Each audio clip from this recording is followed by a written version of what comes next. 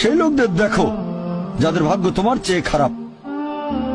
সেই সব লোককে দেখো না যারা তোমার চেয়ে বেশি ভাগ্যবান। তা না হলে তোমরা আল্লাহ তাআলাকে স্মরণ করায় অবহেলা করতে পারো, তা না হলে প্রতিপালকের প্রতি অকৃতজ্ঞ হয়ে যেতে পারো।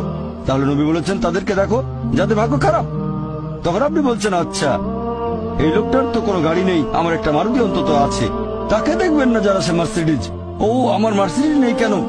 ওই লোকের গাড়ি নেই, আমার তো একটা আছে। আপনি আল্লাহকে ধন্যবাদ জানাবেন। যখন মার্সিডিজ গাড়ির মালিকের সাথে নিজেকে তুলনা করবেন, ও আমার কেন মার্সিডিজ গাড়ি দিলেন না, তাদেরকে দেখবেন যাদের ভাগ্য খারাপ। তাহলে আপনি আল্লাহ সুবহানাহু ওয়া তাআলাকে স্মরণ করছেন। আর এটাই বৈশিষ্ট্য মানুষের। এরকম একটা গল্প যে এক লোকের মনে অনেক দুঃখ, কারণ তার কোনো জুতো নেই। তারপরে সে একটা লোককে দেখলো যার একটা পাই নেই। লোকটা অভিযোগ করতো আল্লাহর কাছে যে জুতো নেই, আল্লাহর কাছে অভিযোগ করতো আমার কোনো জুতো নেই। তারপর সেই লোকটাকে দেখলো যার একটা পা নেই। তখন সে আল্লাহকে ধন্যবাদ জানালো, আমার অন্তত দুটো পা আছে।